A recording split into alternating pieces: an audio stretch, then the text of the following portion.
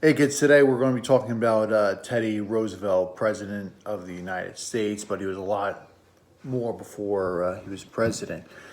You know, you did something good when they blow your face into a mountain, and President Roosevelt is on Mount Rushmore.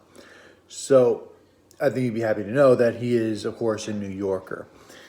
He was born with a silver spoon in his mouth, but he identified more as an everyday person, hard worker, blue collar guy, and he really related to people on a personal level. He was one of the very first NYPD police commissioners. That says something right there. He, by age 26, he was already serving in the New York State legislature, and he was on the fast track politically. And he was working for the Navy when the Spanish-American War broke out, and that's where he became Teddy Roosevelt war hero. Him and his Rough Riders were engaged quite a bit in the Spanish-American War, and won a battle called San Juan Hill.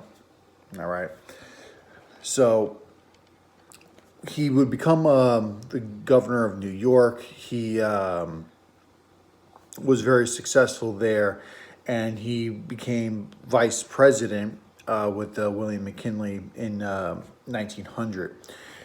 Shortly thereafter, McKinley was assassinated. So Teddy Roosevelt was not elected to the presidency his first time around. He succeeded McKinley. He was then became the youngest president ever. So at age 42. One of the big things that he is most remembered for is being known as a trust buster. We talked about how the government was used to start breaking up big business. And here is the president that kind of got that all rolling. He believed that some big businesses could be good, others not so good. So if a big business, a monopoly, a trust was good, he left them alone. But he said that government needed to regulate all businesses, most businesses, and he would break up Standard Oil and American Tobacco. Mostly because Standard Oil, they controlled the oil prices pretty much throughout the entire world. And that was way too much power for one company.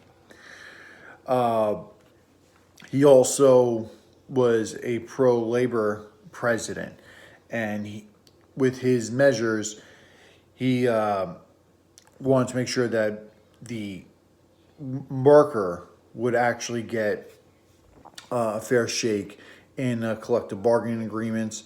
But he also said, hey, if the workers are not doing the right thing, he would send in the military, especially if they threatened national security. One example was the Pennsylvania coal strike. So America needs to heat their homes. Workers were not working. He sent the army to, say, get back to work here. And they helped strike a deal. So President Roosevelt would use his power of the president not only against big business, but also big labor as well with the unions. So on the attached PowerPoint, you will see a bunch of political cartoons that represent Teddy Roosevelt as a trust buster. And one of the things that he did was the square deal. The square deal was kind of like a partnership between the American people and businesses. So pretty much a town would be constructed where the business would help provide, give a salary, provide food, shelter, and a pension for their workers. And the give back to the business was they'd help make it very successful. So it was Teddy Roosevelt saw that it needs to be balance between labor and business, that they could coexist together. And a square deal kind of got formed out of a fair and square deal. That's where it comes from. So where I went to school in Binghamton, Johnson City, those areas in upstate New York where a lot of factories were, that's where square deal towns, and you could see some of the monuments dedicated to them in upstate New York.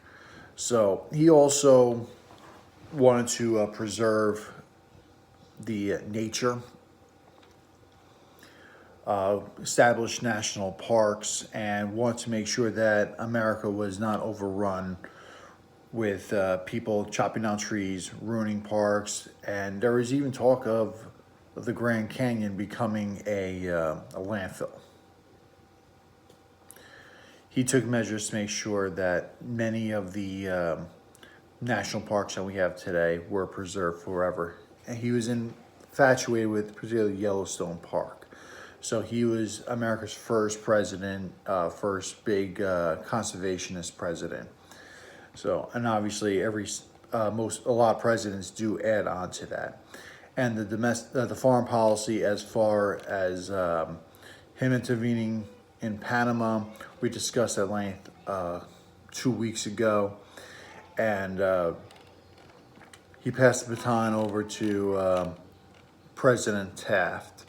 So we'll talk more about Taft and Wilson at a later date, but the PowerPoint is there if you want to review it. So kids, I hope you found this informative, and I'll talk to you soon.